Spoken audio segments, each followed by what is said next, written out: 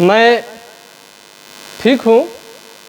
आशा करते हैं कि मेरे जितने सब्सक्राइबर व्यूवर्स होंगे सभी अच्छे होंगे।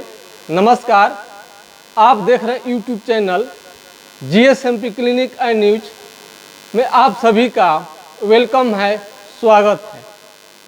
आज हम होम्योपैथिक कुछ ऐसे दवा के बारे में बताएंगे जो अक्सर आपको काम आ जाएगा। और आज के वीडियो का खास बात होगा कि आप एक आसान भाषा में, एक आसान तरीका से आप होम्योपैथी के 10-20 दवाओं के सिम्टम के बारे में आप अच्छी तरह से जानेंगे। ये सिम्टम आपको लेने में किसी तरह का दिक्कत नहीं होगा। हम शुरुआत करते हैं बच्चे का जो बिछावन पर रात में पेशाब कर देते हैं। ये बच्चे पेशाब करते हैं तो आजकल के आधुनिक ज़माने में बहुत अच्छा सोफा बेड लगा कर लोग सो रहे हैं। उसमें यदि बच्चे पेशाब कर दें तो कल आपको बहुत परेशानी होती है, सारा रात का मज़ा किरकिरा हो जाता है। यदि बच्चे अगर अच्छे से भीग गए हैं उस पेशाब से तो उन्हें भी फ्रेश करने में बहुत समय लगता है। आपको रात को उठनी पड़ती है और इसके लिए आपको खास परेशान होनी पड़ती है। और इसे बचने के लिए आप ये हगीज का प्रयोग जो माँ बहनें कर रही हैं उसमें प्रतिदिन 10 रुपया से लेकर और 20 रुपये तक खर्चा आता है। हमारी कोशिश होगी कि आपको ये 10 से 12 रुपया ये बच जाए। तो अगर आपके बच्चे अगर बिछावन पर पेशाब कर रहे हैं तो बहुत बड़ी तो समस्या नहीं है। यदि वो सप्ताह में या 15 दिन पर कर रहे हैं तो कोई बड़ी समस्या नहीं है। लेकिन वही बच्चे यदि रोज करने लगे तो ये समस्या है। और ये समस्या और ख़तरनाक कब बन जाएगा जब ये 6-7 साल की उम्र से अधिक यानी 18 साल, 20 साल, 25 साल उम्र हो जाने तक ये आदत नहीं छूट पाती है। बहुत सारे हमारे ऐसे भी कमेंट में आते हैं, बहुत सारे लोगों ने पूछा है कि 25-30 साल उम्र हो जाने के बाद भी बिछावन पर पेशाब करना नहीं जा रहा है।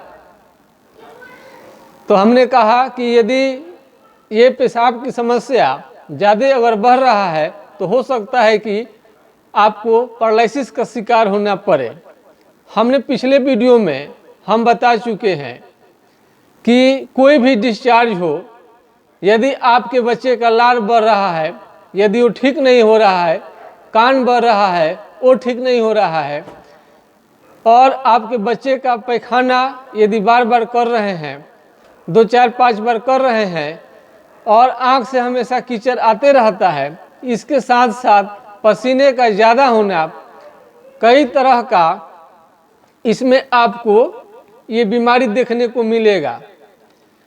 यदि इन्हीं में से आपको कोई बीमारी है तो आप सावधान हो जाइए, नहीं तो आगे चलकर बहुत बड़ी समस्या कर सकता है। बच्चों का पेशाब की बीमारी जो रात में बच्चे जो बिछावन पर पेशाब कर देते हैं, ये सटीक मेडिसिन आप कैसे पकड़ेंगे? ये ट्यूबरकुलिनम 1M ये 10-15 खुराक से आपके बच्चे का बिछावन पर पेशाब करना बिल्कुल ठीक हो जाता है।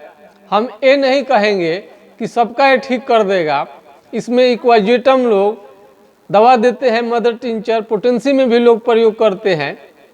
कोई लोग सिपिया, क्रियोजेट, अन्य कई तरह का दवा देते हैं।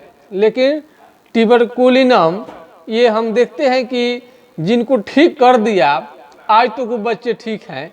लेकिन ट्यूबरकुलिनम देने के पहले ट्यूबरकुलिनम ये बहुत सारे लोग समझते हैं कि टीबी की दवा है। एलोपैथ तो नहीं है लेकिन टीबी के मवाद से बना हुआ है, तो आप मोटा मोटी कह सकते हैं कि टीबी की दवा है, लेकिन किस परिस्थिति में आप देंगे इसकी हम चर्चा कर देते हैं। बच्चे जो लीन थिन हो, यानी कि काफ़ी दुबले पतले हो और ये सिम्टम देखकर लीन थिन या कुछ भी खाते पीते हैं उनके शरीर को नहीं लगता है, तो उन्हें पेशाब अगर बिछावन पर रोज वो करते हैं या एक दिन भी देकर करते हैं और काफ़ी मात्रा में करते हैं, तो इस सिम्टम के आधार पर आप ट्यूबरकुलिनम 1M 1-2 दिन बीच देकर आप इसे देंगे तो आपके बच्चे का बिछावन पर पेशाब करना बिल्कुल रुक जाएगा और हॉगिज में जो 10 से 12 रुपये प्रतिदिन आप जो खर्च कर रहे हैं ये भी आपका पैसा बचेगा। और इसका फ़ायदा है कि आगे पड़े का जो बीमारी पैरालिसिस जो हो जाएगा उससे आज ही के डेट में आप रोक सकते हैं। तो ट्यूबरकुलिनम जो हमने अपने प्रैक्टिस जीवन में प्रैक्टिस जो हमने किया, जो देखा, जो 100% हमें सफलता मिली, आज उन्हीं दवाओं का हम चर्चा किए हैं। तो एक हो गया ट्यूबरकुलिनम 1M, आप इसके बारे में और ज़्यादा अध्ययन कर सकते हैं। अब दूसरी मेडिसिन की ओर हम चलते हैं, पेट्रोलियम। पेट्रोलियम ये ऐसे लिखा है मेटेरिया मेडिका में कि आपको जाड़े के दिन में ये कोई चर्म रोग हो या चमड़ा क्रैक करे तभी काम करेगा, लेकिन ऐसा नहीं है। बात उस समय की है जब हम बच्चा थे, हमें तो याद नहीं है कि मेरा उम्र क्या होगा, लेकिन आप समझ सकते हैं 12-14 साल का रहे होंगे, 15 साल का रहे होंगे। उस समय में एक पैर में और एक हाथ पर ये ड्राई एक्जिमा जैसा सूखा चर्म रोग, उसे कोई दिक्कत होती नहीं थी, उसमें खुजली भी नहीं था और वो कोई चमड़ा भी पहले मोटा नहीं हो रहा था और धीरे धीरे वो बढ़ रहा था, धीरे धीरे बढ़ते जा रहा था हाथ और पैर में। हमारे फादर उस समय चिकित्सा कर रहे थे, उन्हें बहुत अच्छी जानकारी थी। बहुत अच्छी जानकारी तो आज के डेट के अनुसार नहीं कहा जाएगा, आज तो होम्योपैथी काफ़ी एडवांस हो गया है, कोई तुलना ही नहीं है। आज से 10-20 साल पहले की जो होम्योपैथी होती थी आज के तुलना में कुछ भी नहीं था। वो गोली, ग्लोबुल्स और पेटी और कुछ दवा 5 ml का उसी जगह तक सीमित रहता था और ये फेथफुल चिकित्सा पद्धति उस समय नहीं बन पाया था। लोग सिंपल कभी कभार कुछ रोग ठीक जरूर कर देते थे, लेकिन पूरा कॉन्फिडेंस के साथ क्लिनिक उस समय में नहीं चलता था कि आपको उक्त बीमारी हो गई है तो निश्चित रूप से ठीक हो ही जाएगा। अब हम पेट्रोलियम की बात करते हैं और धीरे धीरे वो बढ़ने लगा था और कोई भी हमारे फादर दवा देते थे उस समय वो काम नहीं करता था। अब बीमारी इतना ज़्यादा बढ़ गया, रोगी से भावे से वैद्य फरमावे, हम कह रहे थे लेकिन वो सुन नहीं रहे थे। अपना जो उनको लगता था दवा देते थे, लेकिन मेरा कष्ट बढ़ते जा रहा था और कोई रास्ते में कोई व्यक्ति मिलता था तो हमें टोक देता था, तो हमें शर्मिंदगी महसूस होती थी। तो हम बच्चे थे, लेकिन और जैसा रोगी कहता है यदि किसी डॉक्टर से ठीक नहीं होता है तो रेफर करने के लिए दूसरे डॉक्टर से दिखाने के लिए लोग बोलता है। हम समझ रहे थे कि हमारे तो फादर ही है, ये चिकित्सा कर रहे हैं, नहीं ठीक हो रहा है। तो हमने अपने फादर से बोला कि ये बीमारी मेरा ठीक नहीं हो रहा है, दूसरे डॉक्टर से दिखा दीजिए। फिर कुछ दवा देते थे, ठीक नहीं होता था। मेरा बचपन में रोने जैसा मन हो गया था, लगता था उस बीमारी से काफ़ी मुझे मायूस हो गए थे, क्योंकि बीमारी पूरे हाथ पर पूरे पैर पर बढ़ गया था। अब तब थी कि दूसरे डॉक्टर से दिखाने की, दूसरे किसी होम्योपैथिक चिकित्सक से। हम बच्चा भी थे तो भी हम जानते थे कि होम्योपैथिक दवा से ही कोई चर्म रोग ठीक होता है, ये हमको भली भांति जानकारी था, इसलिए हम होम्योपैथ डॉक्टर के पास ही बोले कि आप दूसरे डॉक्टर से आप दिखवा दीजिए। उस समय थोड़ा एक और दवा उन्होंने ट्राई किया, पेट्रोलियम, और पेट्रोलियम हमें वो दवा दिए। मेरा बीमारी बहुत जल्दी ठीक होने लगा। उस स्किन का हम आपको सिम्टम बता देते हैं।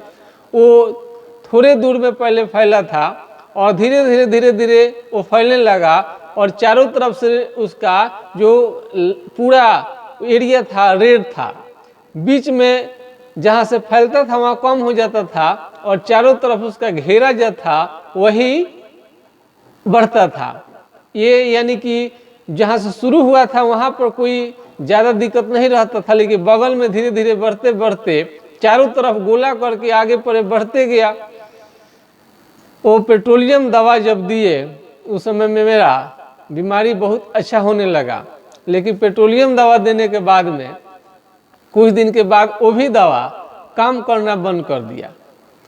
फिर थोड़ा सा मोटा चमड़ी, मोटा चाम जहाँ भी आपको दिखाई दे, और विशेषकर उसमें अगर खुजली न हो, अगर खुजली नहीं हो, अगर विशेष दिक्कत नहीं है, तो उस समय में हाइड्रोकोटाइल उसका जगह बनता है। फिर उन्होंने हाइड्रोकोटाइल नामक हमें दवा उन्होंने दिया। इस तरह से चर्म रोग मेरा बचपन का जो बहुत ही परेशान हमें कर दिया था वो ठीक हुआ। और इस तरह से हमारी इस पैथी पर बचपन से ही इसे लगा हुआ और इसके ताकत को हम शुरू में ही पहचानने लगे थे। तो आप क्या सीखे? एक ट्यूबरकुलिनम, दूसरी दवा हो गया पेट्रोलियम, तीसरी आपको हाइड्रोकोटाइल, और चौथी दवा के बारे में हम थोड़ा सा चर्चा कर लेते हैं। अगर किसी बच्चे का दांत में दर्द हो, रोने लगे, खाना पीना भी मुश्किल हो जाए, इस समय में अक्सर बच्चे का दांत सड़ने लग रहा है और उनको काफ़ी दर्द हो रहा है, तो उसमें आपको प्लांटागो क्यू ये 5 बूंद या 10 बूंद बच्चे के एज के अनुसार 10 बूंद दिन में 3 बार देने से दांत का दर्द बहुत दिनों के लिए वो ठीक कर देता है। ये बच्चों और जो कोई भी उम्र के में ये अच्छा सुनता है। अब आती है बात एसाफोडिटा। एसाफोडिटा 3x दवा कम मिलती है, लेकिन हम रखे थे। बात एक औरत मरीज थी, उन्हें पेट में काफ़ी दर्द होता था, दर्द हमेशा उठते रहता था, बहुत ज़्यादा दर्द होता था। हमने वहाँ पर क्लोसिंथ, सियोनोथस, मैकफोस बहुत सारा हमने दवा को प्रयोग किया, लेकिन वो दर्द जाने का नाम नहीं ले रहा था।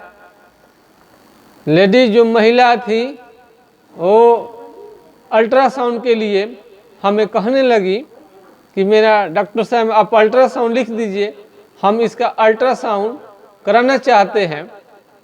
मुझे तो जो थोड़ा प्रेशर पड़ता है, ऐसे इंडिया में प्रेशर जब तक नहीं पड़े तब तक कोई काम नहीं करना चाहता है। हम लोग प्रेशर की आदत हम लोग को हो गई है। जब तक कोई रोगी सीरियस नहीं हो जाए, सीरियसली अपना बात नहीं करे, जब तक प्रेशर नहीं बनता है, तब तक हम लोगों का जो अक्ल का ये दिमाग की जो बत्ती है पता नहीं जलता नहीं है। ये हम नहीं कह रहे हैं, बहुत सारे फिलोसफर और कवि लोग भी इस बात को कह चुका है कि भारतीय लोग जो हैं प्रेशर में काम करना पसंद करते हैं।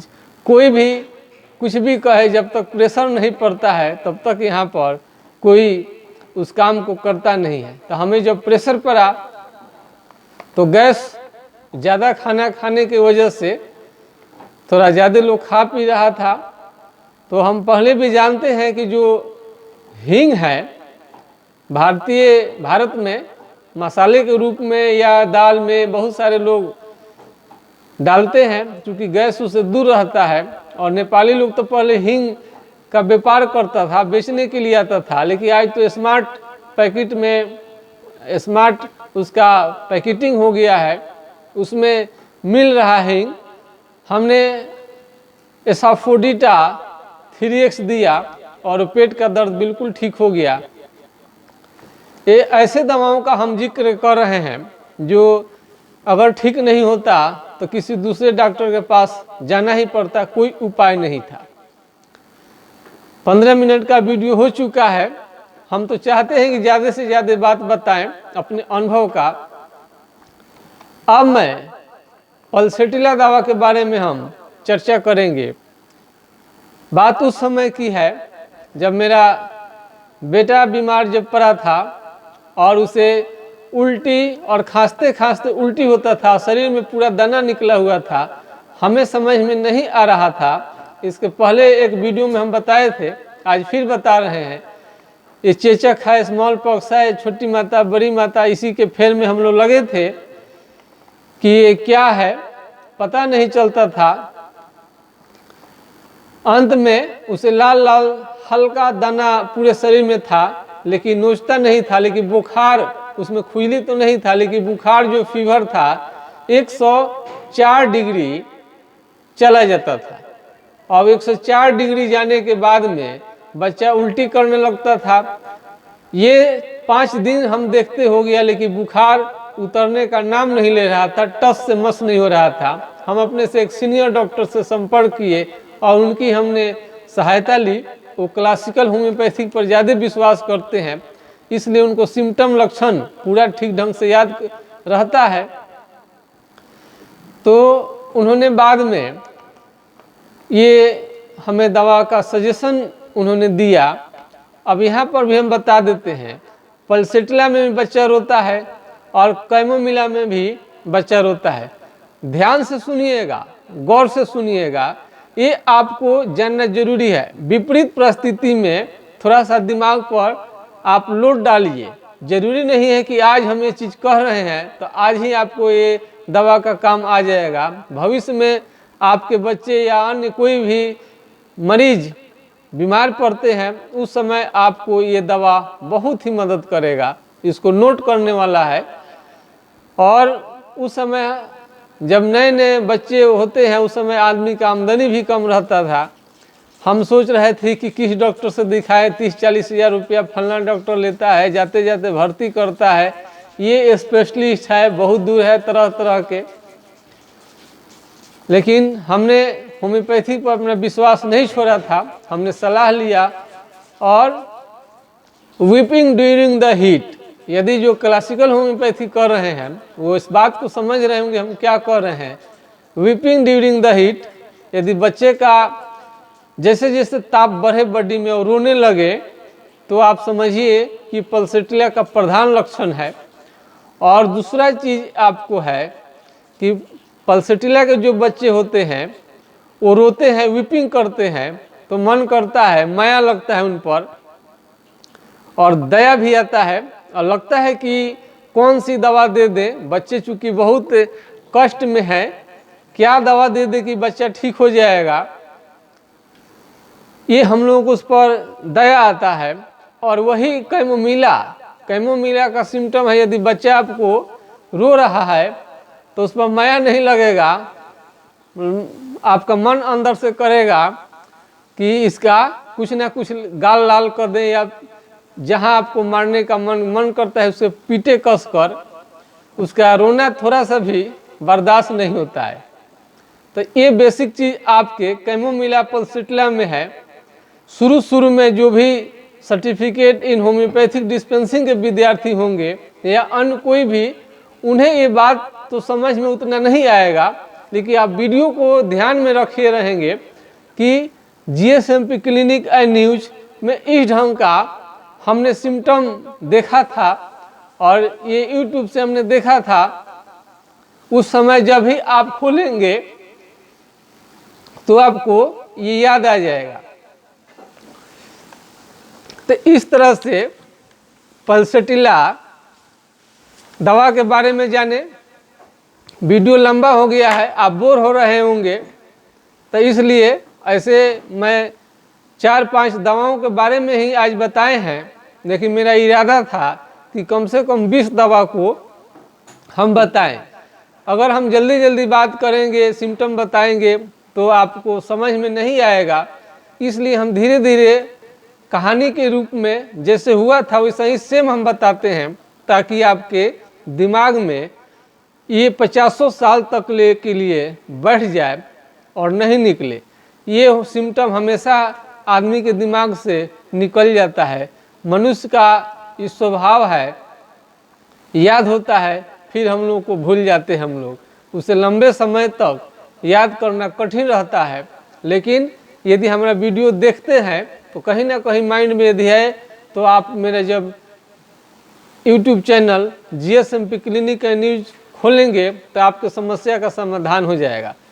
अब आपके लोकप्रिय चैनल YouTube चैनल से हमें आप इजाज़त दीजिए। हमें तो आपसे मन नहीं करता है कि विदा लें, लेकिन समय के अनुसार हमें विदा लेना ही पड़ता है। समय का चक्र है, काल चक्र है, काल के हम लोग अंडर में है और जो समय कहता है वही हमको करनी चाहिए। इसलिए अब समय कहता है कि आपसे हमें इजाज़त लेनी चाहिए। नमस्कार, आपका दिन शुभ हो। जय हिंद, जय भारत, बहुत बहुत धन्यवाद।